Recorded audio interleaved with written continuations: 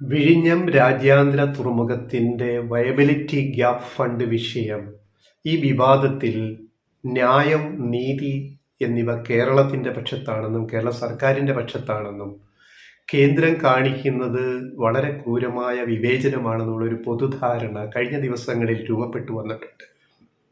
അത് ഈ വിവാദം കൂടുതൽ കത്തിപ്പടർന്ന സാഹചര്യത്തിൽ മുഖ്യമന്ത്രി പിണറായി വിജയൻ കഴിഞ്ഞ ദിവസം പറഞ്ഞ അഭിപ്രായങ്ങളും കേന്ദ്ര ധനകാര്യമന്ത്രി നിർമ്മല സീതാരാമന്റെ കത്തിനുള്ള മറുപടിയിലുമാണ് അതൊരു പുതിയ തലത്തിലേക്ക് വന്നത്.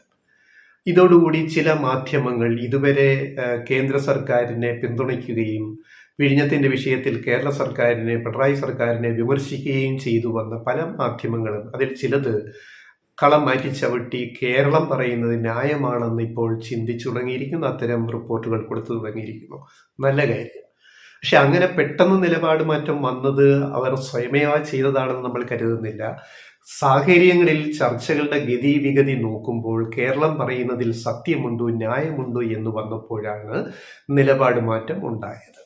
നല്ല കാര്യം. എന്നാലും ചില മാധ്യമങ്ങൾ ഇപ്പോഴും, ചില പ്രിന്റ്, അച്ചടി, TV ന്യൂസ് ചാനലുകൾ, ചില ഓൺലൈൻ മാധ്യമങ്ങൾ, യൂട്യൂബ് ചാനല്, യൂട്യൂബർമാരൊക്കെ ഇപ്പോഴും ഞങ്ങൾ പിടിച്ച മുയലിന് കൊമ്പ് രണ്ട് എന്ന നിലപാടിൽ നിൽക്കുന്നുമുണ്ട്. പിന്നെ സംഘപരിവാറിനെ പിന്തുണയ്ക്കുന്ന, ന്യായീകരിക്കുന്ന ശ്രീധർ പണിക്കർമാരെ പോലെയുള്ള പണിക്കർമാർ ഇത്തരം വാദഗതികൾ വീണ്ടും ഉന്നയിക്കുന്നുണ്ട്. അപ്പോൾ സത്യം എന്താണ്? VGFന്റെ കാര്യത്തിൽ ഈ വന്ന തർക്കം ഇത് ലോണായിട്ടേ പരിഗണിക്കൂ എന്ന് വീണ്ടും പറയുമ്പോൾ അതിന് കേന്ദ്ര ധനകാര്യമന്ത്രി നിർമ്മലാ സീതാരാമൻ പറഞ്ഞ ന്യായം, തൂത്തുക്കുടി നമ്മൾ ചൂണ്ടിക്കാണിക്കുമ്പോൾ തൂത്തുക്കുടിയിൽ 1000 കോടിയിലധികം രൂപയുടെ VGF ഗ്രാന്റ് അത് തിരിച്ചടയ്ക്കാത്ത ഗ്രാൻഡായിട്ട് കൊടുക്കുമ്പോൾ എന്തുകൊണ്ട് വിഴിഞ്ഞത്തിന് അത് പരിഗണിക്കുന്നില്ല എന്ന ചോദ്യത്തിന് നിർമ്മലാ സീതാരാമൻ പറഞ്ഞ മറുപടി ഇവിടെ വലിയ ചർച്ചയായി. അതായത് തൂത്തുക്കുടി കേന്ദ്ര സർക്കാരിന്റെ കീഴിലുള്ള ഓട്ടോണമസ് ബോഡി നടത്തുന്ന തുറമുഖമാണ്, അത് പബ്ലിക്കാണ്. അവിടെ കൊടുത്ത ഈ ലോൺ, ഈ ഗ്രാന്റ് 1114 കോടിയോളം രൂപയുടെ ഗ്രാന്റ് ഔട്ടർ ഹാർബർ പ്രോജക്റ്റിന് കൊടുത്തത് തിരിച്ചടയ്ക്കേണ്ടതില്ല. അത് കേന്ദ്ര പൊതുമേഖലാ സ്ഥാപനത്തിന്, പൊതുമേഖലയുടെ കീഴിലുള്ളതാണ്. അതേസമയം വിഴിഞ്ഞം പബ്ലിക് പ്രൈവറ്റ് പാർട്ട്ണർഷിപ്പാണ്, PPP. അതിന് ഇത് ലോണായിട്ടേ കാണാൻ പറ്റൂ, ഗ്രാൻഡ് ആയിട്ട് തരാൻ പറ്റില്ല. അതിന് അനുസൃതമായി അത് എടുത്ത് കാണിക്കുന്നത് 2015 ഫെബ്രുവരി 3 അന്ന് ഉമ്മൻചാണ്ടി സർക്കാർ ഭരിക്കുന്ന കാലത്ത്, LDF സർക്കാർ, പിണറായി സർക്കാരല്ല, 2015 ഫെബ്രുവരി 3 കേന്ദ്ര ധനകാര്യ മന്ത്രാലയം അതിൻ്റെ PPP സെൽ, പബ്ലിക് പ്രൈവറ്റ് പാർട്ണർഷിപ്പിന്റെ സെല്ലിൽ നിന്നും, വിഭാഗത്തിൽ നിന്നും കേരളത്തിലെ തുറമുഖ വകുപ്പിലെ പോർട്ടിന്റെ ചുമതലയുള്ള port principal secretary James Varghese IAS അയച്ച കത്താണ്, ഡോക്യുമെന്റാണ്. അതാണ് എല്ലാവരും പൊക്കിപ്പിടിക്കുന്നത്. അതിൽ പറയുന്നു, ഈ പ്രോജക്റ്റ് റിവൈസ്ഡ് കോസ്റ്റോടുകൂടി വിഴിഞ്ഞം തുറമുഖ പ്രോജക്റ്റ് കേന്ദ്രം തത്വത്തിൽ അംഗീകരിച്ചിരിക്കുന്നു. റിവൈസ്ഡ് പ്രോജക്റ്റ് കോസ്റ്റ് 4089 കോടി രൂപ. അത് ഇതിൽ തന്നെ അതോടൊപ്പം VGF ആയിട്ട്, വയബിലിറ്റി ഗ്യാപ് ഫണ്ടായിട്ട് 817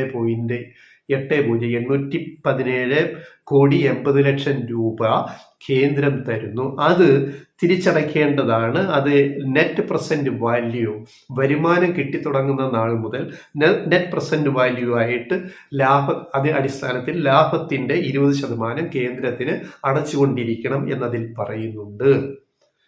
ഇതിന് കേരളം അംഗീകരിച്ചിട്ടാണ് കരാറുണ്ടാക്കിയത്. പിന്നിപ്പോൾ എന്തിനാണ് കലഹമുണ്ടാക്കുന്നത്, കോലാഹലം ഉണ്ടാക്കുന്നത് എന്ന ചോദ്യമാണ് ഈ പറയുന്ന ശ്രീത്ത് പണിക്കർമാരും ഉന്നയിക്കുന്നത്. അതിനെ പിന്തുണച്ചുകൊണ്ട് അന്ധമായിട്ട് ഇത് സത്യമാണെന്ന് കരുതുന്നവരുണ്ട്. പക്ഷേ ഈ പറയുന്നതൊക്കെ അർത്ഥസത്യം മാത്രമാണ്. ശരിക്കുമുള്ള സത്യം എവിടെയാണ് അന്വേഷിക്കേണ്ടത്? പ്രൈവറ്റ് പബ്ലിക് പബ്ലിക് പ്രൈവറ്റ് പ്രോജക്റ്റിന് VGF അനുവദനീയമാണോ ഇല്ലയോ? എന്താണ് കേന്ദ്ര സർക്കാരിന്റെ തീരുമാനം നിലവിൽ? അത് നിർമ്മലാ സീതാരാമൻ പറഞ്ഞതിന് വിരുദ്ധമാണ്. അല്ലെങ്കിൽ ബഹുമാനത്തോട് പറയട്ടെ, കേന്ദ്ര ധനകാര്യമന്ത്രി നിർമ്മലാ സീതാരാമനോട് പറയട്ടെ, താങ്കൾ മന്ത്രി എന്ന നിലയിൽ പറഞ്ഞത് വാസ്തവ വിരുദ്ധമാണ്.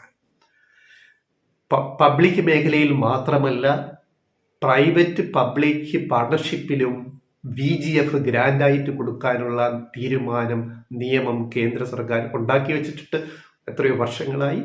ഈ 2020 മോദി സർക്കാർ അത് റിവൈസ് ചെയ്തിട്ടുമുണ്ട്, പരിഷ്കരിച്ചിട്ടുമുണ്ട്. കൂടുതൽ തുക പ്രൈവറ്റ് പബ്ലിക് അല്ലെ പബ്ലിക് പ്രൈവറ്റ് പാർട്ണർഷിപ്പിന് മാറ്റിവെക്കണം പുതിയ പ്രോജക്റ്റുകൾക്ക് എന്ന് പറഞ്ഞ് നേരത്തെ 2005 അന്ന് മോദി സർക്കാർ അധികാരത്തിൽ വന്നിട്ടില്ല, മുൻ സർക്കാർ ഉണ്ടാക്കിയ നിയമത്തെ പരിഷ്കരിച്ചുകൊണ്ട് റീവാമ്പ് ചെയ്തുകൊണ്ട് കൂടുതൽ സഹായം BGF ഗ്രാൻഡായിട്ട് പ്രൈവറ്റ് പബ്ലിക് പാർട്ണർഷിപ്പിനും കൊടുക്കണം എന്ന നിലുള്ള നിയമം കേന്ദ്രത്തിൽ ഇരിക്കുമ്പോഴാണ് നിർമ്മല സീതാരാമൻ ധനമന്ത്രി ഇങ്ങനെ പറയുന്നത്. തെറ്റായ ഒരു വിവരമാണ് അവർ പറഞ്ഞത് എന്നുള്ളത് നമ്മൾ ആലോചിക്കുക തൂത്തുക്കുടിയുടെ വിഷയത്തിൽ. അപ്പോൾ തൂത്തുക്കുടിക്ക് കൊടുത്തതുപോലെ കേന്ദ്ര നിയമപ്രകാരം കേരളത്തിനും BGF ഗ്രാൻഡായിട്ട് ഒറ്റത്തവണ ഗ്രാൻഡായിട്ട് കൊടുക്കണം. തിരിച്ച് പരിസഹിതം വാങ്ങാൻ പാടില്ല. ഇനി അതിലേക്ക് വരും. ഇതെവിടെയാണ്, എന്തൊക്കെയാണ് ഈ തീരുമാനങ്ങൾ? ഇനി ഒറിജിനൽ തീരുമാനം 1, 2005 ജൂലൈ 25 കേന്ദ്രത്തിന്റെ cabinet committee on economic affairs CCEA ചുരുക്കപ്പേര് in its meeting on July 25, 2005 approved the scheme for financial support to PPP public private partnership പ്രോജക്റ്റുകൾക്ക് support to PPPs in infrastructure ബ്രാക്കറ്റിൽ viability gap fund scheme bracket closed as a central sector scheme of the government of India. ഈ നിയമം ഇതേവരെ റദ്ദാക്കിയിട്ടില്ല, പരിഷ്കരിക്കുക മാത്രമേ ചെയ്തിട്ടുള്ളൂ, കൂടുതൽ ആനുകൂല്യങ്ങൾ കൊടുത്തുകൊണ്ട്. ഇനി അത് പറയുന്ന രണ്ടാമത്തെ കാര്യം, the scheme is administered by the department of economic affairs, ministry of finance, and provides financial support in the form of grants, ശ്രദ്ധിക്കണം, grants, one time or deferred, to economically desirable but commercially unviable infrastructure projects undertaken through PPPs with a view to make them commercially viable. ഇവിടെ grant എന്ന് പറയുന്നത് എവിടെയാ വായ്പയാവുന്നത്? ഇത് original തീരുമാനമാണ് കേന്ദ്ര സർക്കാർ 2005. ഇന്നുവരെ ഇത് റദ്ദാക്കിയിട്ടില്ല. ഇനി ഇത് റിവാമ്പ് ചെയ്തു. എങ്ങനെ? മോദി സർക്കാർ അത് 2020 നവംബർ 11 ഉള്ള കേന്ദ്ര ഗവൺമെന്റിന്റെ നോട്ടിഫിക്കേഷൻ, ഇത് ഓൺലൈനിൽ കിടപ്പുണ്ട്, സൈറ്റിൽ കിടപ്പുണ്ട്, നോക്കിയാൽ മതി. 11/11/2020 എന്താണ് മോദി സർക്കാർ പറഞ്ഞിരിക്കുന്നത്? ഈ VGF റദ്ദാക്കിയോ? ഇല്ല. പകരം എന്ത് ചെയ്തു നമ്മൾ നോക്കുക. Cabinet committee on economic affairs CCEA on 11/11/2020 November 11, 2020 approved, CCEA approved the revamped BGF scheme. revamped പരിഷ്കരിച്ച VGF സ്കീം അംഗീകരിച്ചു. And guidelines of the same, അതിൻ്റെതായ guidelines were notified by DEA, department of economic affairs, on 7 December 2020. അതായത് November 11 കേന്ദ്ര സർക്കാരിന്റെ CCEA അംഗീകരിച്ച ഈ കാര്യങ്ങൾ, റിവാംപ്ഡ് BGF fund scheme, അത് ഡിസംബർ 7, 2020 തന്നെ, ഒരു മാസത്തിനകം തന്നെ അത് ഡിപ്പാർട്ട്മെന്റ് ഓഫ് എക്കണോമിക് അഫയേഴ്സ് പ്രസിദ്ധീകരിച്ചിട്ടുണ്ട്. So it is legal, it is approved ആണ്, റദ്ദാക്കിയിട്ടില്ല. കൂടുതൽ വിപുലീകരിക്കുകയാണ് ചെയ്യുന്നത്. എന്താണ് ഈ വിപുലീകരിച്ച് പറയുന്നത്? ഈ സ്കീമിന്റെ വ്യാപിപ്പിക്കൽ എങ്ങനെയാണ്? VGF in private sector, public private sector also എന്നുള്ളതാണ്. അത് പറയുന്നത് ഇതാണ്. The revamped scheme includes higher VGF support up to 60% of the total project cost, ബ്രാക്കറ്റിൽ maximum up to 30% of the central and state government each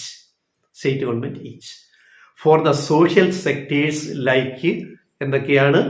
water supply, waste water treatment, solid waste management, and health and education, and up to 80% of the total project cost, in bracket maximum up to 40% of the central and state governments each, bracket closed, for pilot demonstration projects in health and education sectors.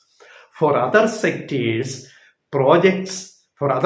projects, VGF funding up to 40% of the total project goes to maximum up to 20% of the by the central and state government each is available. ഇതിൻ്റെ തനി പച്ച മലയാളം എന്താണ്? ഇത്രയും നാൾ തുടർന്നുന്ന VGF, അതായത് വിഴിഞ്ഞത്തിനും കൊച്ചി മെട്രോയ്ക്കും ഡൽഹി മെട്രോയ്ക്കും തൂത്തുക്കുടിക്കും ഇങ്ങനെ പലതിനും ഇത്രയും നാൾ കൊടുത്തു വന്ന VGF ഗ്രാന്റ് ഒരിക്കലും തിരിച്ചടയ്ക്കാത്ത ഈ സ്കീം കൂടുതൽ സെക്ടറുകളിലേക്ക് ഞങ്ങൾ വ്യാപിപ്പിക്കുന്നു. കേന്ദ്ര ധനകാര്യ മന്ത്രാലയം പറയുകയാണ്. അത് ഏതൊക്കെയാണ്? Water management, water supply, waste water management, solid waste management, പിന്നെ ഹെൽത്ത്, എഡ്യൂക്കേഷൻ തുടങ്ങി പല മേഖലകളിലേക്ക് VGF സ്കീം വ്യാപിപ്പിക്കുകയാണ്. വിത്ത് കൂടുതൽ മോർ ഇൻവെസ്റ്റ്മെന്റ്, മോർ ഗ്രാന്റ് കൊടുത്തുകൊണ്ട്. ഇതാണ് അവസ്ഥ എന്നിരിക്കെ, ഇതാണ് സത്യമെന്നിരിക്കെയാണ് കേന്ദ്ര ധനമന്ത്രി നിർമ്മലാ സീതാരാമൻ ഈ വെടി പൊട്ടിച്ചത്.